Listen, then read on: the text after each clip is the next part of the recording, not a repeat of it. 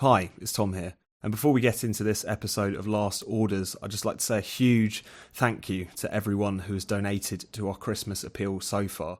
Spiked, as you know, has no paywall and no subscriptions. It's your contributions that keeps us going and growing. So thank you so much for your generosity. And if you haven't donated yet, then please do consider giving Spiked a donation this Christmas, or even setting up a new monthly donation for the new year. To do so, just go to spiked-online.com and hit the donate button. Now, on with the show.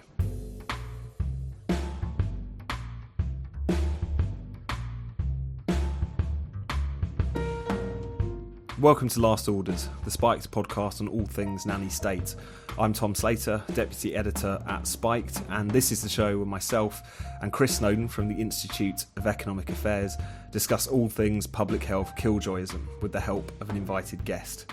Today, we're joined by Spiked columnist Rob Lyons to take a look back at the nanny state developments in 2018, from the government's shady Health by Stealth programme to minimum pricing on booze to the new war on gambling.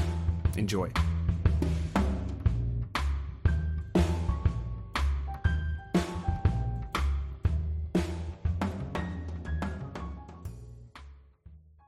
Hello and welcome to Last Orders. I'm Tom Slater, and today, as ever, but this time via Skype from the South Coast, I'm joined by Chris Snowdon, the IEA's Director of Lifestyle Economics and the author of the book Killjoys. Hello, Chris. Hello, Tom, and a very festive Christmas to you and all our listeners. Excellent. And with me here in London is Rob Lyons, Spike columnist and Science and Technology Director of the Academy of Ideas. Hello, Rob. Merry Christmas to you. Merry Christmas to everyone. So this is the last Orders of the year, and so we thought we'd take a little bit of a look back on the new kind of trends and innovations in public health, because as much as a lot of this stuff can kind of wash over you over time, it seems like there's been some quite scary developments on these fronts. To kick things off, let's talk a little bit about food and what are, I think to my mind, some of the most kind of underhand and kind of sinister schemes we've seen in public health recently. So in April this year, the sugar tax on sugary drinks was introduced, forcing fizzy drink companies to either cut their servings or drop the sugar content. We've seen Coke cans get thinner and Lucozade become undrinkable. But as we're learning as the months roll on, it really doesn't stop there. So the sugar levy, it seems like, was only really the first step in a broader plan by Public Health England to alter the food that's really on your shelves by stealth. So as part of this Health by Stealth plan, there's talk of reducing sugar content in various products by 20%, and PHE have even given the food industry about 6 years to cut a fifth of all calories from various different foods. So a lot of this stuff, which might have once been dismissed as kind of the stuff of libertarian nightmares but not to be taken too seriously, seems to be happening on some level. To kick things off, Chris, because I think it's fair to say that kind of sugar tax aside, a lot of this stuff hasn't really been on many people's radar. What is this food reformulation scheme? Where does it come from and where's it going next? Yeah, it's not been on people's radar quite deliberately. I mean, they call it Health by Stealth for a reason. The whole idea is we're not supposed to notice it's happening. And the precedent really is the salt reduction scheme that the government's been doing sort of on and off for the last 15, 20 years. Graham McGregor, he wears many hats, but he's the head of action on salt and he's the head of action on sugar. In fact, the two organisations have merged now. They're action on salt and sugar. Yeah, he started with the whole salt thing, and there was a reduction in salt in certain foods. But I'm told by people who understand these things better than I, people who are actually involved in the food industry or cook, that it's quite easy to take out salt from a pack of crisps or a pack of peanuts. You know, you can reduce that by 10%. People don't really notice. Totally different kettle of fish when it comes to sugar, because it provides texture. The alternatives are artificial sweeteners that most people can tell straight away are a different proposition. But they've got carried away with the supposed success of the salt reduction scheme and have decided that the solution to obesity is really so simple. All you have to do is get the food industry to take all these contaminants out of the food supply. And the contaminants are effectively not just salt, but fat and sugar and ultimately calories. It's as if the food industry just puts these things in for fun. It's because they have a surplus of sugar. They just slap it all in there. There's no need for it to be in there. Everything should just be made up of protein, I guess. That's about the only thing left, maybe some vitamins. And the food industry in general have not been able to do a great deal. The guys at Public Health England put out an interim report on the sugar reduction scheme. They were hoping for a 5% reduction within a year or two. They haven't got anywhere near that. They're certainly not going to get anywhere near a 20% reduction by 2020, which is the sort of medium-term target. And insofar as the food companies attempt to do this, they do it by just reducing portion sizes, which was never really the plan originally. The idea originally was we just had this magic food that doesn't contain these things that make you fat. And then very quickly, Public Health England backed down on that and said, yeah, reduce portions. That's fine. But did make note in the interim report that there has been a certain backlash from consumers. The most recent one has been Quality Street. Is gone down an incredible amount. You know, these big Christmas boxes of chocolates have been reduced in size by about 40% over the years. Not all to do with Public Health England, to be fair. They were doing it to some extent beforehand. They want to keep these things below a certain price point. But your box of chocolates that you'll be getting this Christmas are a shadow of their former selves, much, much smaller than you would have had in the 80s and 90s. That's something to look forward to. But Rob, what's your take on all of this? And do you think this is something quite new insofar as actually trying to take all of these things out of the food supply kind of at source rather than just trying to nudge you away from it or tax you or whatever? Well, they have been banging on about it for a while, but the sheer crassness of what they're attempting to do at the moment is quite remarkable. Because as Chris says, you can't just take sugar out of chocolate. Yeah. So all you can do is reduce the portion size. I bought a packet of roses for £2 the other day, and there were about 10 chocolates in it or something. It was absolutely ridiculous. So that's the kind of thing that they're going to have to do because they can't just magically take sugar out. It becomes just a completely different thing. And so the upshot of all this will be negligible, if any, impact upon health. What will happen is that we'll either have less to eat and we'll just get poorer value for money for what we're trying to buy, or things will taste bad. We've seen this with Iron Brew, we've seen it with Lucozade. You know, the reformulation has just made previously very popular drinks just taste a bit nastier.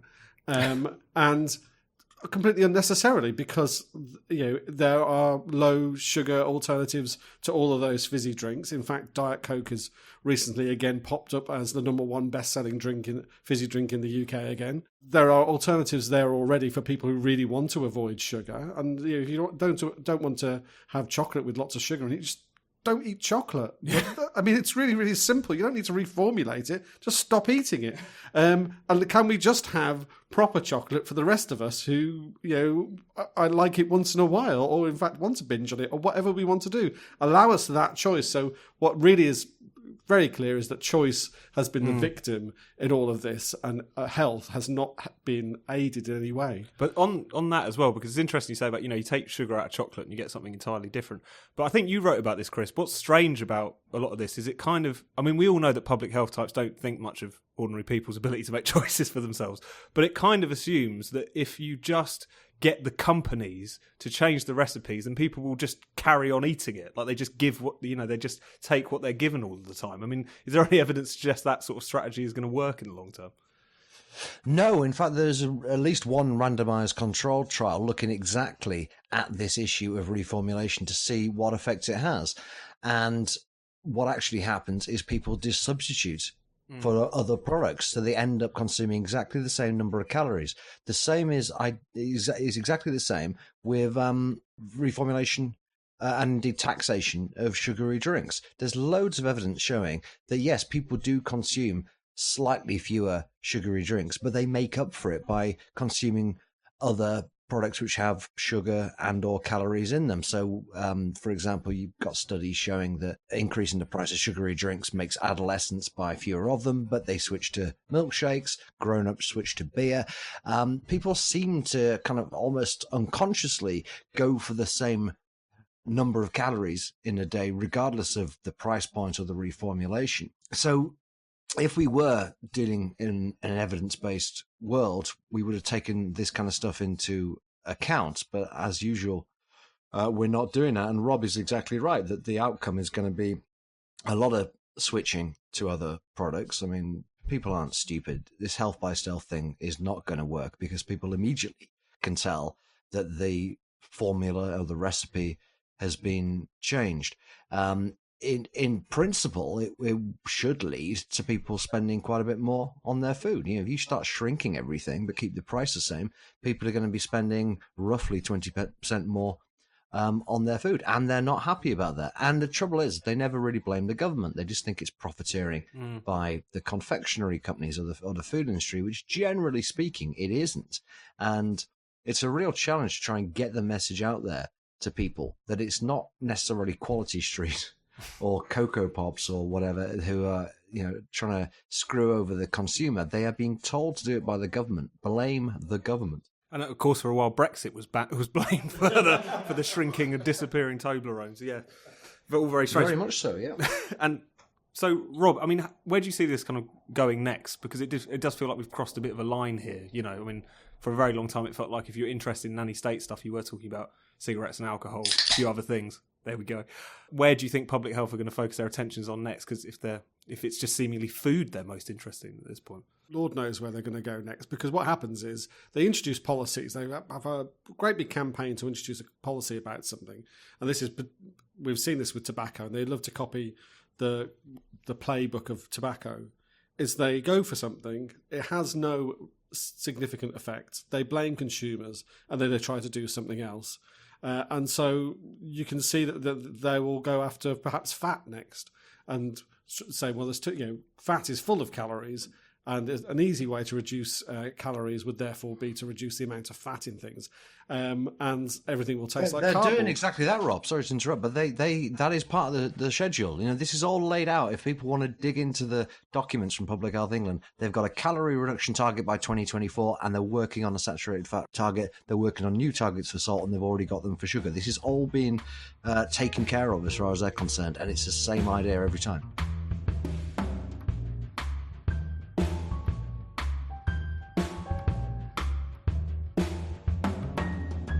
You're listening to Last Orders. If you're enjoying the show, why not give us a rating and a review? It takes 30 seconds and it really helps us reach new people. Now, back to the show. Right, next up, let's talk about booze. So Scotland also broke some new ground this year. So in May, after 5 years and a lot of kind of legal battle through the courts, it seemed like the Scottish government finally introduced minimum pricing on alcohol. So retailers now required to charge 50 pence per unit of alcohol regardless of the product. And as ever with such taxes, of course, it has hit lower class products a lot harder, the cheap ciders, the own brand spirits, while barely touching some of the kind of upmarket plonk. But the SNP government are making some big claims about this policy. They're saying it will save 58 lives a year and over 1,000 hospital admissions. But even before the results are in, they're already talking, it seems like, about jacking up the cost of the minimum price. And it seems that Wales is now set to follow suit and introduce its own minimum pricing scheme next year. So just to kick things off, Chris, what do you make of minimum pricing now that it's finally arrived in the UK? Well, we're finally going to get some real world evidence, which will be nice, because almost the entirety of the campaign for minimum pricing has been based on modelling, and I've written before about how flawed that modelling is. I think even the fairly modest predictions, and 58 lives or 65 lives, whatever it is, even if you see a reduction in alcohol-related mortality of that scale, it would be statistically insignificant. It would just be well within the general fluctuation that you expect to see in the figure. So it's quite difficult to prove either way. What's been interesting is that we do know, looking at the sales figures for Scotland in the first 6 months, that sales have gone up, both in terms of actual amount of money that's been spent on alcohol, where you'd expect that, right? Because alcohol is more expensive, but also just in terms of units sold. So there has been a 4% increase in alcohol sales that's been accepted by the Scottish government. The only thing that the minimum pricing campaigners are clinging to is that apparently there was a 7% increase in England. So they're now saying that, okay, we know we said that actually alcohol consumption would fall with this massive game-changing policy that we've been banging on for the last 10 years. What we actually meant to say was that it wouldn't rise quite as fast as it did in England, and there's been a hot summer, and there was a World Cup and all this kind of stuff, which is true, you know. I mean, Scotland weren't actually in the World Cup, and I guess that the summer was hotter in England than it was in Scotland, but still, you know, you can use that as some form of justification. But I really don't think that even the SNP would have gone along with minimum pricing if they'd been sold the idea of, you know, alcohol consumption will go up, but just not as much as it would have gone up in the absence of minimum pricing. So we'll see what happens with the rest of the data. We'll see what happens with sales over Christmas. But it's beginning to look already like a bit of a damp squib, just like the SNP's policy of banning 2-for-1 deals for alcohol, which has been shown to have no effect, just like the SNP's policy of reducing the drink driving limit, which has recently been shown to have had absolutely no effect whatsoever. But none of these things get repealed, and the most likely outcome is that in a year or two, maybe even a bit sooner, once it's been pretty well established, the minimum pricing didn't fulfill its fairly modest promises, that they'll be talking about putting up to 60p, 65p, 70p, whatever it may be. And so, Rob, you live in Scotland, so have you been feeling the pinch when you go to get your white ciders of a Friday evening? Yeah, I'm having to trade up from Frosty Jack. It's a shame. Well, since I don't generally drink 8% proof 3-litre bottles of cider, my experience of it is, I tend not to drink beer at home. I tend to drink wine at home. And I'm slightly to my surprise, I'm still able to get a bottle of wine for just under £5. Noticeably, they've snuck in, it's like a reformulation thing, they've snuck in the odd sort of 10 or 11% bottle of wine alongside the regular 12 and 30s. And you think, oh, that's good. You can still get a bottle of wine for £4.50. Oh, it's 11%. That's why. But it hasn't affected wine that much. What it has certainly affected is cheap spirits. So I was struck by the fact that my Aldi own brand bottle of whiskey now has to be £14 in Scotland. In England, it's £11.50. But what that also means is you tend to think, well, I'm going to trade up. So in the local co-op, their own brand whiskey, £14. Johnny Walker Red Label, £16. I think, well, I'll actually spend the extra £2 and get the Johnny Walker, thank you very much. But at the moment, in terms of sort of everyday drinking, it probably hasn't had a huge effect apart from teenagers in the park and the people who are going to drink meths anyway.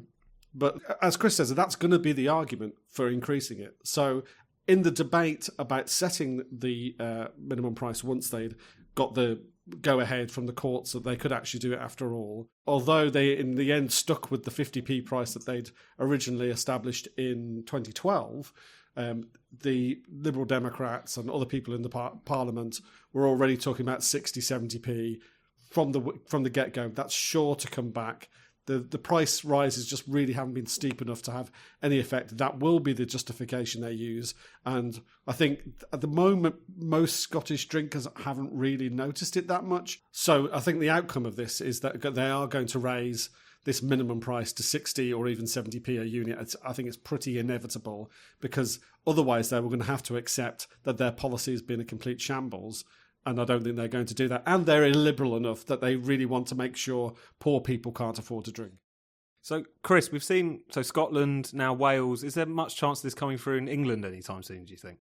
Well, a lot of it depends on what happens in Scotland and Wales. I mean, I think a lot of cross-border traffic is very likely in Wales. There has been a certain amount of it in Scotland. No one's been measuring it, I don't think, but I have seen photos of people stocking up on strong cider in Carlisle. Wales is a completely different kettle of fish. I mean, you literally just go over a bridge, and the government has conveniently just got rid of the charge on the Severn crossing, so it's making it even easier.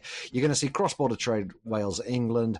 Who knows what we'll see in Scotland? But as I say, I'm very sceptical that you'll see any real measurable difference in alcohol consumption or in alcohol-related mortality.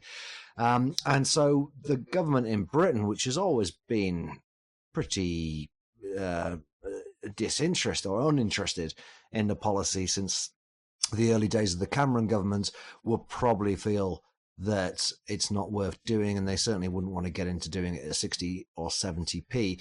So I think it's quite positive, really, and I'm glad we can have a natural experiment. If I'm wrong about this, and if there's a dramatic reduction in alcohol-related mortality, perhaps I actually would change my view about it.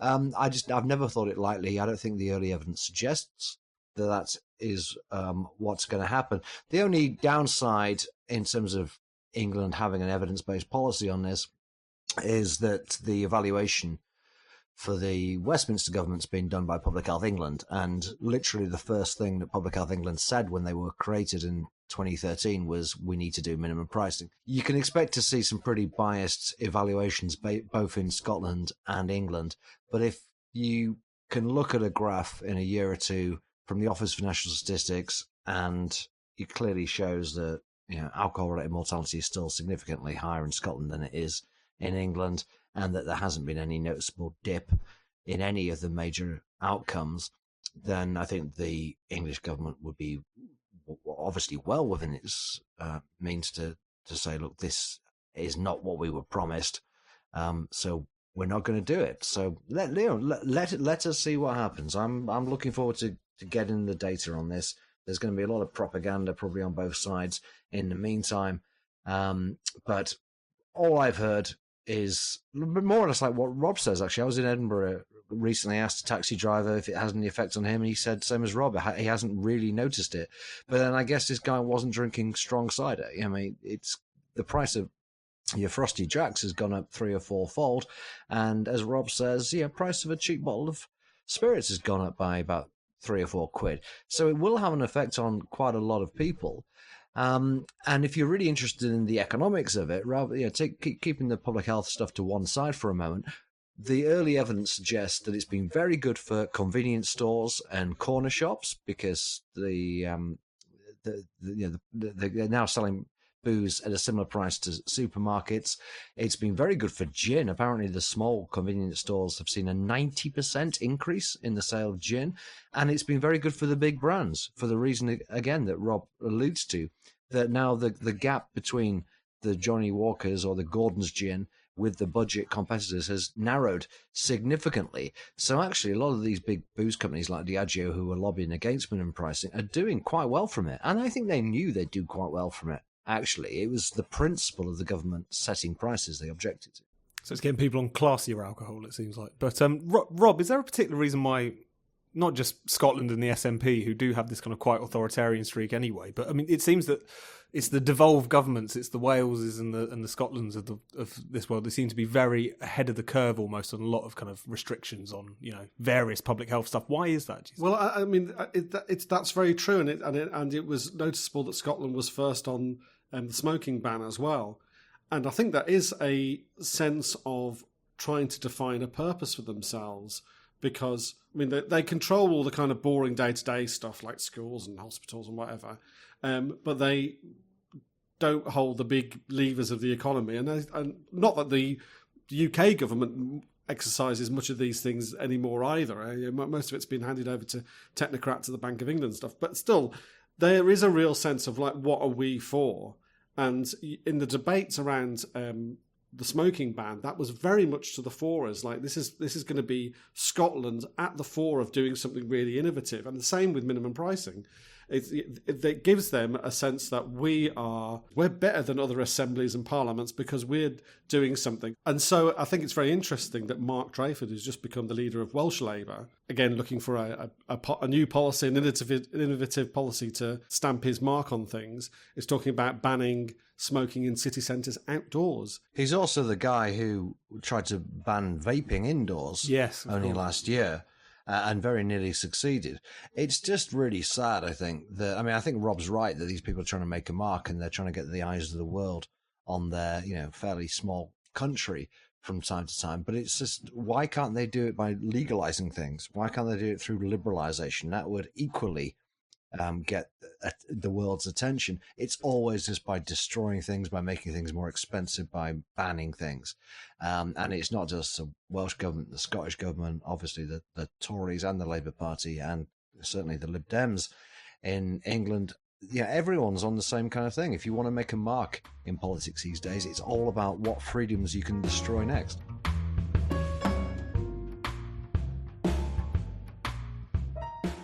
You're listening to Last Orders, Spike's Nanny State podcast. Spiked has no paywalls and no subscriptions. It's contributions from readers and listeners like you who keep us fighting for freedom and democracy. If you'd like to support Spiked, go to spiked-online.com and hit the big red donate button in the top right of the homepage. Now, back to the show.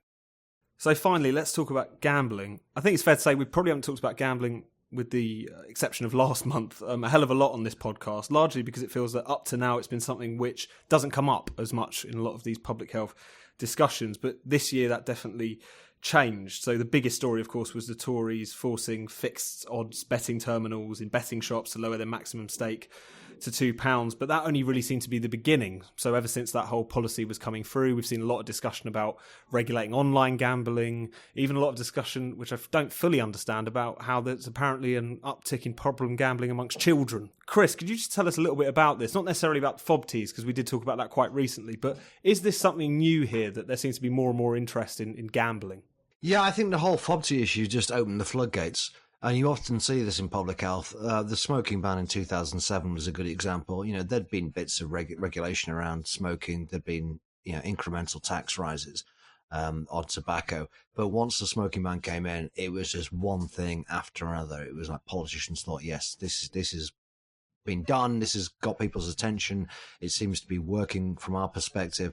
And it was just, graphic warnings, display ban, plain packaging, the banning vending machines. And I think we're now going to see that with gambling, because the FOBT debate took a few years, and in the end, obviously, the anti-FOBT campaign has won.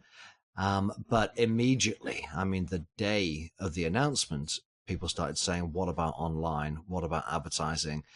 And so I think now, having kind of left gambling alone for quite a long time, and with it having been liberalised under Blair, and it really makes you kind of nostalgic for Tony Blair. God. Up until about 2005, he was fairly liberal on a lot of this lifestyle stuff.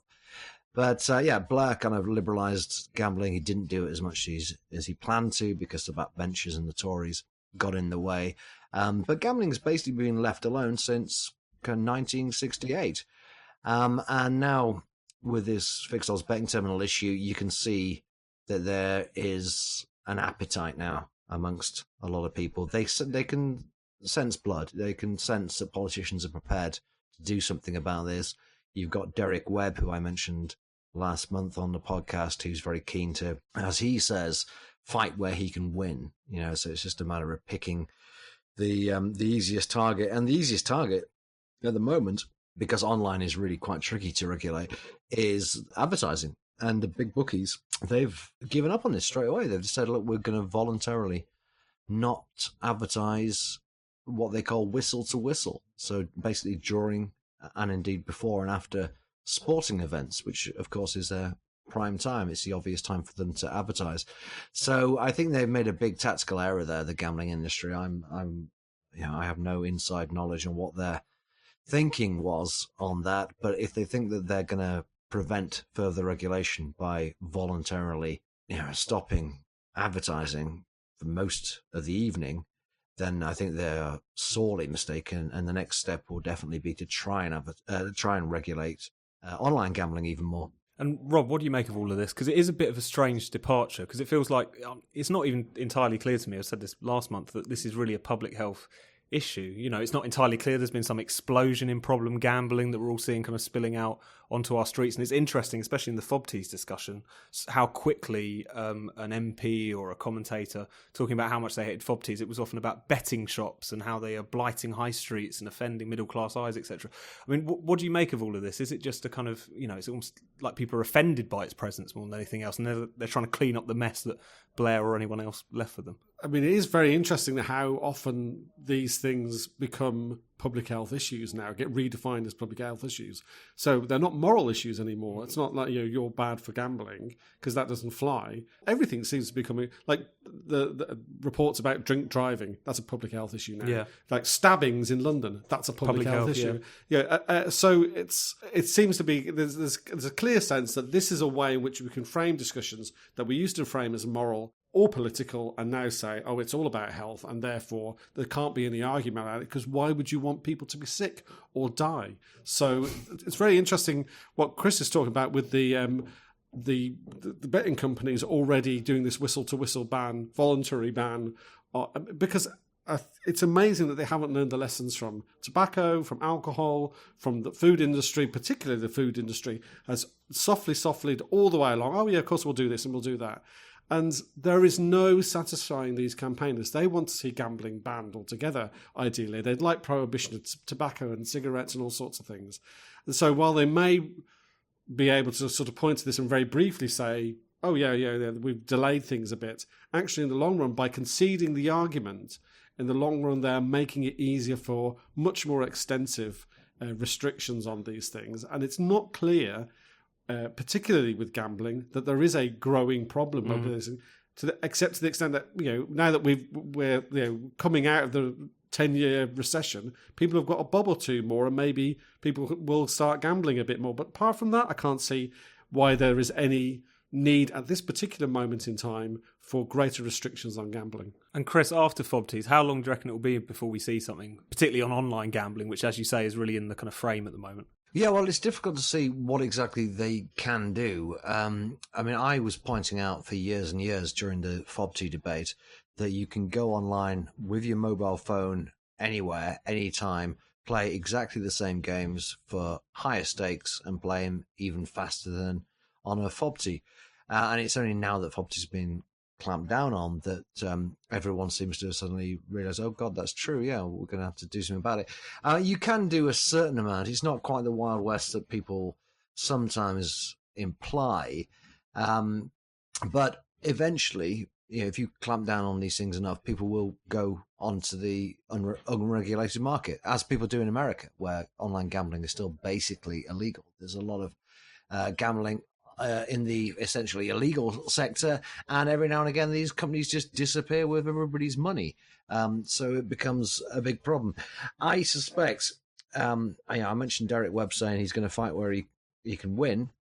I don't think he can win big time with online, so I think you're more likely to see clampdowns on your traditional bricks and mortar UK tax-paying sector, the bookies, the casinos, bingo even, who knows, but particularly advertising, which people like Tom Watson have really got to be in their bonnet about. And it's funny, isn't it, that it seems to be the Labour Party calling the shots on this, as with quite a few things recently, as with a lot of the obesity strategy. It's the opposition's manifesto that's being put into action, not the Conservatives. What do you make of that point, Rob, in particular? Because I think, not just after the sugar tax, but in the wake of various different things, I think any claim that the Tories might have had to be the slightly less nannying party has probably been shattered at this point, hasn't it? Well, I mean, I think that there's been a major shift. I remember doing this podcast when we started it a couple of years ago, and just when Theresa May had become Prime Minister. And because Theresa May had been quite sceptical about minimum pricing when it was floated in England, I think we discussed, well, maybe there's a possibility that she might be a little bit more sceptical in general about this stuff. But she's... Yeah, I said that. I apologise. I knew... I didn't want to crash you up there, actually, but I'm glad I was leaving a hostage of fortune when I said that. I was quoted in the press by saying she seems quite sound on lifestyle stuff. I can only apologise for being so wrong. It takes a big man to admit he's wrong. Anyway, so... but you can see that actually she is a patrician. So she has no principles, and certainly not a libertarian bone in her body, and therefore all of this stuff has really, really taken off under her government. And as you say, because she's floating around with nothing really to say about so much. Then she is just latching onto these things to be seen to be doing something. And quelle surprise, it's the opposition's agenda. But then it's also striking that it's the opposition's agenda and a very different agenda to Blair's. So, for example, I think it was Blair that listened to the bricks and mortars bookmakers and got rid of gambling tax on bricks and mortars bookmakers because it wasn't chargeable online. And so there was a sense in which, well, he's a little bit pro-business, if nothing else, not particularly libertarian, but pro-business, and therefore allowing business to generally get on with things. And that certainly has disappeared. Now that we have the happy grandpa from Islington in charge of the Labour Party, we've got a neo-vegan in charge of the Labour Party, then that's the kind of thing you're going to end up with. Okay, so before we wrap up, I think it would make sense at this point to just talk about some of the kind of maddest nanny state examples we might have seen. Every month on this podcast we come up with some pretty fascinating ones. I was particularly taken last month, I think it was, by that Harvard scientist who suggested that only 6 chips per serving was about appropriate for any kind of sitting. But let's start with you, Chris. What was the kind of most ridiculous claim you think you've seen? I think my favourite study, at least, was something from New Zealand where they hooked up these children with wearable cameras. I'm liking this already. And these cameras took a photo, I think, every 7 seconds, and they wore them for at least a day. And the headline finding was that children are bombarded with junk food advertising, and on average, a child sees 27 junk food ads a day. And when you actually looked at the study, they showed some of the photos, some of the shots that have been taken by these wearable cameras, and most of them were just the can of 7-Up that they were drinking at the time, or the packet of crisps that they were eating from. And every time the camera saw the packet of crisps that the kid is eating from at school or at home, it was counted as being exposure to junk food advertising. There was hardly any actual advertising as normal people would understand it. And so it was this incredibly misleading piece of nonsense, which led to the authors saying it's shocking that children in New Zealand, where it was, children in New Zealand had been exposed to all these junk food ads, even in schools where junk food advertising is banned. And yeah, it wasn't junk food advertising. And the authors actually took it to the logical conclusion, saying we need plain packaging for sugary drinks and crisps and pies and so on, because they keep exposing themselves to the sight of the labels. So, Rob, anything caught your eye this year? Well, I mean, obviously, there's a rich vein. I mean, I would be tempted to nominate Sadiq Khan's junk food advertising ban on the London transport as a completely self-defeat. Just as Crossrail is bleeding money, they decided to chuck away what I don't know what it is, several £million on junk food advertising for no apparent reason whatsoever. But actually, my 2018 Howling at the Moon nanny state study was from last month, which was the idea floated of a health tax on red and processed meat by many of the usual suspects on these things, but claiming that, for example, that what we needed was a 160% tax on bacon. The only thing that made me really worried about that was that since we already have 300 or 400% taxing on tobacco, this is actually not completely out of the realms of possibility, but is pretty much out of the realms of possibility. If anything's going to make the British rise up, it's 160% charge on. Well, I'm telling them not to have more than 6 chips at a time as well. And I kind of like this stuff because it makes these people so obviously ridiculous to the general public that perhaps it brings the tipping point a day closer. I don't know, but it's a dangerous thing to wish for in a way, because it's incredible how quickly the most absurd notions can become orthodox and accepted and mainstream in this particular area. But no, I hope in 2019 we see more and more extremists really spilling their guts with the loopiest ideas they can come up with. I should add that study was lead authored by a vegan environmentalist. So what a surprise that came up that we need a massive tax on meat. Excellent. Rob, Chris, thank you very much, and to all our listeners, I hope they have a very merry and indulgent Christmas.